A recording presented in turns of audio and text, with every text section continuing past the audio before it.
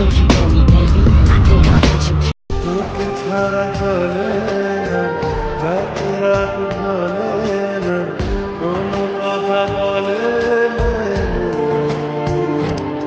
মেয়ে, শাড়ি সামলাতে না পারলে পড়ো কেন? কলেজে কি সার্কাস দেখাইতে আসো? তাড়াতাড়ি নিজের দিকে তাকিয়ে দেখে তার শাড়িটা একটু পেটের দিক থেকে সরে গিয়ে তার সাদা কোমরটা বের হয়ে আছে। তাড়াতাড়ি শাড়িটা ঠিক করে জংকুককে বলে, আই এম সরি, আমি খেয়াল করিনি। জংকুক রাগী দৃষ্টিতে তেকে বলে, কোন জিনিসটা খেয়াল করো তুমি? তুমি তো তখন আমাকেও খেয়াল করোনি। খেয়াল কোথায় থাকে তোমার? তে কেঁপে ওঠে জংকুকের এত জোরে চিৎকার করা দেখে। সেখানে থাকা প্রতিটা মানুষ চুপ। কারো সাহস হলো না জংকুককে থামানোর। ইউনো পেছন থেকে তেকে বলে ওঠে, তাড়াতাড়ি যাও এখান থেকে। তে দাঁড়িয়ে দাঁড়িয়ে কান্না করতে থাকে। সে নড়ছে না। জিমিন এসে তেকে টানতে টানতে সেখান থেকে নিয়ে যায়। জংকুক সামনের দিকে অগ্নিদৃষ্টিতে তাকিয়ে ইউনোকে বলে, ক্লাবে চাই আমি ওদের আজকে বিকেলের আগে। ইউনো জংকুকের চোখের দৃষ্টি অনুসরণ করে বুঝে যায় কার কথা বলছে সে। বিকেলে জংকুকের ক্লাব ঘরের মেঝেতে বসে কাঁপছে তিনজন ছেলে। চোখে ভয়। জংকুক সামনে দাঁড়িয়ে হাত ভাঁজ করে বলে, ওই মাইয়ার ছবি তোলার সাহস হলো কেমনে? তারপর জংকুক নিজের গায়ের কোটটা খুলে পেছনে ফেলে দিয়ে শার্টের হাতা ভাঁজ করতে করতে এক এক করে সবাইকে মারতে থাকে। ঘুষি, লাঠি, টেবিলের কোণে মুখ ঠেকিয়ে উত্তম মধ্যম ধুলাই দেয় জংকুক। পেছন থেকে ইউনো একটা বেস্ট বলের ব্যাট এগিয়ে দেয়। জংকুক একটার পর একটা বাড়ি মারতে থাকে ছেলেগুলোর পায়ে, হাতে, মাথায়। যেখানেই বাড়ি মারছে সেখান থেকে গড়গড়িয়ে রক্ত পড়ছে মাটিতে। জংকুকের রাগ ঠান্ডা না হওয়া পর্যন্ত সে থামে না। কিছুক্ষণ পর জংকুক হাতে থাকা ব্যাটটা মাটিতে ফেলে হাঁপাতে হাঁপাতে বলে, ভুলে যাস না আমি জীবন জংকুক, শুধু মেয়রের পোলা না আমি, তোদের মতো শালাদের বিচারক। ছেলেগুলোকে জংকুক এমন ভাবে মেরেছে যে কারো মাথা ফেটে রক্ত বের হয়ে গেছে, কারো চোখের নিচে রক্ত জমে গেছে। তাদের কথা বলার মতো পরিস্থিতিও জংকুক রাখেনি। ইউনো, এই চ্যাংড়াগুলারে আমার চোখের সামনের থেকে নিয়ে যা। থানায় যাইয়া কবি জংকুক ভাইয়ের করা নির্দেশ ওগরে জেলে ঢুকাইতে কইছে। ইউনো জংকুকের কথা মতো তাদের সেখান থেকে থানায় নিয়ে যায়। পুরো ক্লাব ঘর চুপ। চারিদিকে রক্তের বন্যা বয়ে আছে। জংকুক নিজের সোফায় বসে সিগারেট টানতে ব্যস্ত হয়ে পড়ে। পরদিন সকালে কলেজের করিডোরে তে চোখ নিচু করে হেঁটে যাচ্ছে। কালকের অপমান এখনো তার মাথায় ভাসছে। সবার কানে কানে তাকে নিয়েই ফিসফিস। কারো চোখ করুণায়, কারো চোখে কুৎসিত হাসি। তে মনে মনে ভাবে, সব দোষ ওই লোকটার। আমার শাড়ি ঠিক ছিল না মানলাম, এভাবে ষাঁড়ের মতো চিৎকার না করে আসতে বলতো। ওই লোকটার জন্য এখন সবাই আমার টোল করছে। ঠিক তখনই কোথা থেকে জিমিন ছুটে এসে দম নিতে নিতে বলে, তুই জানিস কালকে রাতে কি হয়েছে? তোকে যখন মেয়রের ছেলে জংকুক বকছিল তখন নাকি সামনে থেকে কিছু ছেলে তোর ছবি তুলেছিল আর তোকে নিয়ে নাকি খারাপ কথা বলেছিল। ওদেরকে জংকুক ক্লাবে নিয়ে এমন ভাবে মেরেছে রে, পরে পুলিশে দিয়েছে। তে একটু থমকে দাঁড়ায়, চোখ বড় বড় হয়ে যায় তার। কি? আমি তো কিছু করিনি বা বলিও নি। উনি কেন? কথা শেষ করার আগেই জিমিন ফোন বের করে তেকে একটা ভিডিও দেখায় যেখানে জংকুক ছেলেগুলোকে বেধড় পেটাচ্ছে। ছেলেগুলো মাটিতে গড়াগড়ি খাচ্ছে। জংকুক চিৎকার করে বলছে, কলেজে মাইয়াগো শরীর দেখতে যাও ছুটেইতাছি আমি জংকুক। তোগরে মাইরা তোগো মতো বাকি কুত্তাগুলোরে বুঝামো, সামনের থেকে কোনো মায়ের যদি এইভাবে হ্যারেস করাস তাহলে জীবন জংকুক তগরে গর্তে বইতে রাখবো শালা। তের শরীর শিউরে ওঠে, তার চোখ জল জল করছে। সে তো এমন অনেক হ্যারাসমেন্টের শিকার হয়েছে কিন্তু কখনো কেউ তার পাশে দাঁড়ায়নি। কিন্তু আজ কোনো সাধারণ ছেলে নয়, বরং মেয়রের ছেলে তার পাশে দাঁড়ালো। তে মনে মনে সিদ্ধান্ত নিল সে জংকুকের সাথে দেখা করবে। ঘরের ভেতর অন্ধকার, ধোঁয়া ভরা, দামি ভারী কাঠের টেবিল, দেয়ালে রক্তের দাগ, দরজা ঠেলে ভেতরে ঢুকেতে। এইসব দৃশ্য দেখে তার শরীরে এক অদ্ভুত শিহরণ বয়ে যায়। ঠোঁট কাঁপছে তার, দুর্বল বুকটা উত্তেজনায় বারবার কাঁপছে। তে এক পা করে জংকুকের দিকে এগিয়ে গিয়ে তার সামনে মাথা নিচু করে দাঁড়ায়। আমি বুঝতে পারিনি আমার জন্য এত কিছু হয়ে যাবে। আমার জন্য আপনি এমন কিছু করবেন আমি ভাবতে পারিনি। আমি সবকিছুর জন্য আপনাকে থ্যাংক ইউ বলতে আসছি, কিন্তু আপনার জন্য মানুষ আমাকে নিয়ে অনেক কটু কথা বলছে, হাসাহাসি করছে, যা আমার একদম সহ্য হচ্ছে না।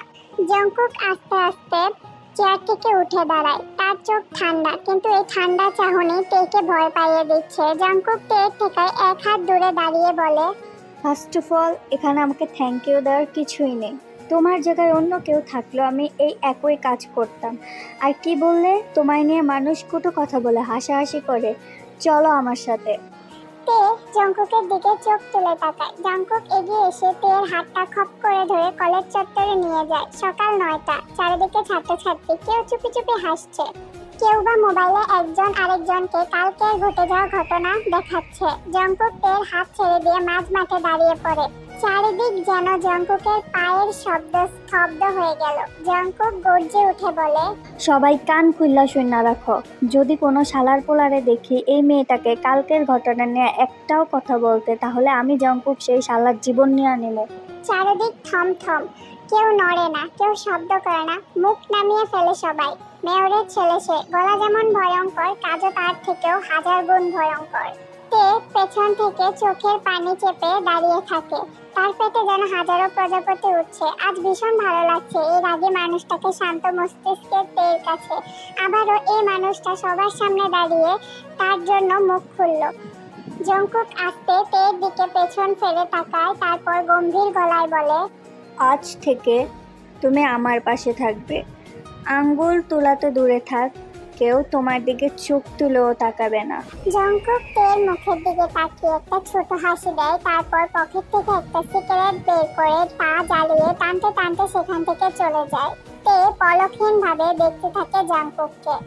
এই গম্ভীর মানুষটাকে আজ প্রথমবার তে হাসতে দেখলো। হাসিটা ছোট হলেও সুন্দর। তের মনে কৌতূহল জন্মাতে লাগলো এই মানুষটাকে জানার। তারপর থেকে তে যখনই জংকুককে কলেজের বাইরে বাইক নিয়ে দাঁড়িয়ে থাকতে দেখতো, সে কলেজের সব মনোযোগ জংকুকের উপর দিয়ে দিত। ক্লাস টিচারের হাতে অনেক বকা খেয়েছে সে, তাতে কি, সে তো জংকুককেই দেখবে। জংকুক যখন সিগারেট টানে, তের কাছে সেটাও এখন আকর্ষণীয় লাগে। তে ধীরে ধীরে জংকুককে ভালো লাগতে শুরু করে।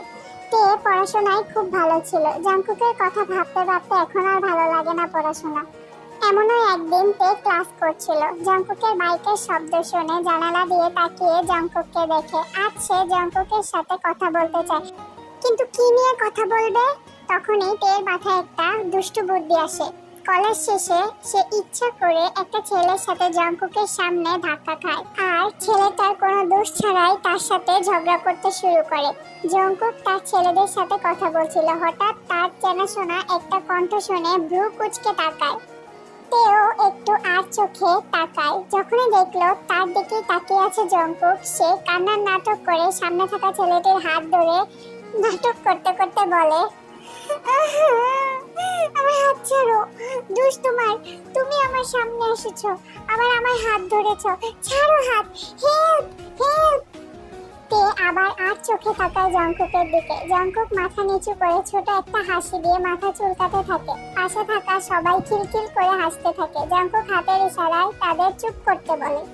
তে সামনে থাকা ছেলেটা আহাম্মকের মতো হা করে তের দিকেই তাকিয়ে আছে। সে একবার তে আর একবার হাতের দিকে তাকায়। হাত ধরা দেখে বোঝাই যাচ্ছে তে ধরেছে হাত। জংকুক সোজা পায়ে হেঁটে আসে তাদের সামনে।